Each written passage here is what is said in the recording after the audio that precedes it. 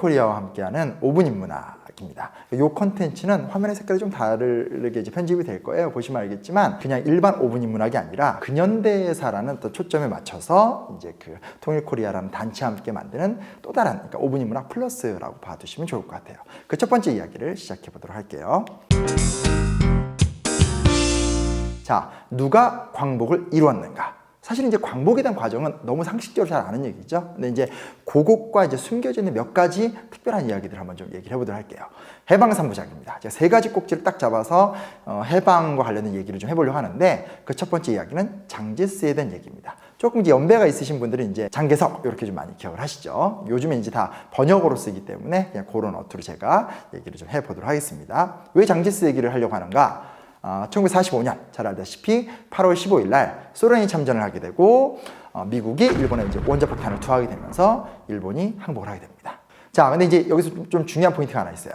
대본령, 그러니까 일본 측에서의 최후 조건이 있죠. 항복을 하지만 이것만큼 지키겠다. 몇 가지가 있는데 그 첫 번째는 천황을 지켜내겠다는 얘기예요. 이건 나중에 이제 일본사 관련해서 얘기할 게 있으면 제가 따로 얘기를 해드릴게요. 좀 재밌는 얘기인데 그거 말고 또 하나 중요한 게 뭐냐? 다른 데 몰라도 조선 반도만큼은 무조건 지켜내겠다. 라고 하는 포인트를 갖고 있어요. 그러니까 어떻게 해서라도 조선을 지키고 싶다는 거죠. 그러니까 최후의 식민지 거점으로. 근데 그게 안 됩니다. 왜 안 됐는가? 이게 좀 중요한 특징인데 뭐냐면 카이로 회담이라는 게 맺어져요. 카이로 회담의 내용을 보면 처음으로 이제 그 미국과 영국과 중국의 수뇌부와 정상들이 모여서 회담을 했는데 처음으로 한반도 문제가 다루어지게 돼요.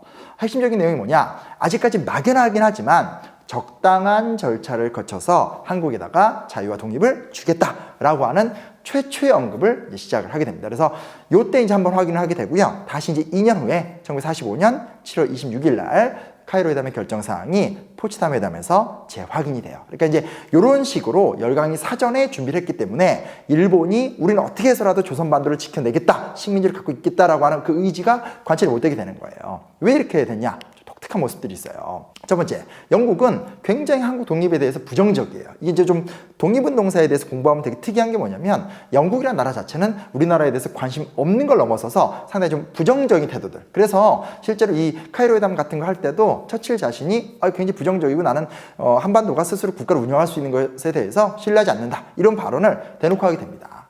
그런데 또 미국은 어땠느냐? 미국 같은 경우는 한국에 대한 독립에 대해서 무관심했다는 게 포인트인 것 같아요. 한국? 어디 붙어 있는 나라야? 한국? 뭐 할 수 있겠어? 뭐 이런 정도의 태도들. 그래서 사실 그 이후에도 여러 가지 과정들을 보게 되면 미국의 입장에서는 뭐 이렇게 한반도에 대한 적극적 관심을 갖지 않는 그런 모습들이 나타나게 되는 거죠. 근데 어떻게 카이로 회담에서 그런 결정사항이 합의가 되느냐? 장제스라는 존재 때문에 그래요. 자, 장제스는 알다시피 그 당시는 이제 중국 전체를 지배하고 있던 국민당 정부의 수장이에요. 근데 그 장제스가 카이로 회담에 와서 적극적으로 처칠과 이 루즈벨트를 설득을 합니다. 한국을 독립시켜야 된다. 임시정부를 또 유일하게 승인해줬던 정부도 장제스의 국민당 정부였어요. 물론 여기엔 정치적 계산도 있죠. 뭐라드나 전쟁이 끝나고 나면 한반도에 대한 영향력을 본인이 확보하겠다. 이런 계산도 있겠지만 여간 중요한 사실은 처칠과 루즈벨트를 적극적으로 설득을 시키게 된 데는 그런 이해관계만 있었던 게 아니라는 거예요. 왜 그러냐? 핵심적인 내용입니다. 충칭 임시정부의 노력이 있었다는 거예요. 그 얘기 뭐냐? 조금 더 디테일하게 들어가면 김구와 조소왕, 이렇게 김구는 그 당시 주석이었고 조소왕은 이제 외무상인데 이 둘의 아주 집요한 장제스에 대한 설득 작업이라는 게 있어요. 몇 가지 좀 정리해서 얘기할 수 있는데 첫 번째 방금 얘기했듯이 김구와 조소왕의 치열한 외교전이에요. 어차피 중국에서 거주하고 있고 충칭에서 함께 거주하고 있었던 상태였었기 때문에 외교전을 펼치기 유리했었고요. 결정적 계기라고 해야 되나? 그러니까 시발점이 되는 건 뭐냐면 윤봉길 의사의 의거예요. 그러니까 윤봉길의 의거가 있었고 그 의거에 대해서 장제스가 큰 감명을 받았었기 때문에 이 스토리가 이제 이어지게 되는 거거든요. 또 하나 뭐냐? 그 전후로 해서 장제스가 중국 관내의 통일운동이 아니죠. 그 독립운동 세력이었었던 김원봉 세력과 김구 세력에 대한 굉장히 신뢰가 있어요. 사실은 김원봉과 김구는 라이벌이었거든요. 라이벌이었는데 장제스는 김원봉에게도 재정을 지원해주고 김구에게도 재정을 지원해주는 등 특별히 두 세력을 굉장히 좀 이렇게 신뢰하는 모습들이 나타나고 성과를 내는 모습들에 대한 많은 감동을 좀 하게 되는 거죠. 또 하나 중요한 게 뭐냐?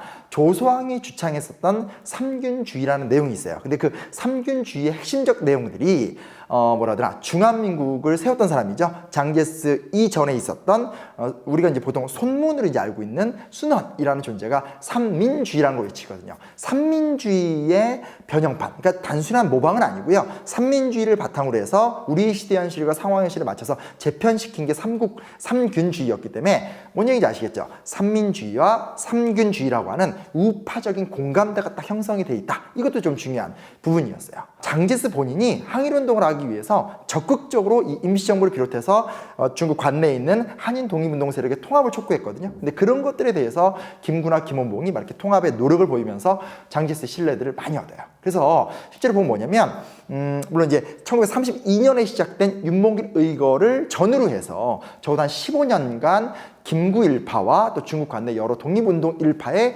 지속적인 노력이 장제스에게 신뢰를 사게 되고 그 신뢰성 속에서 장제스가 여러 가지 정치적 고려를 안 했을 수는 없겠죠. 그렇죠? 그 고려 속에서 이제 결국 이제 카이로 회담에 한국 의제를 들고 가게 되는 거예요.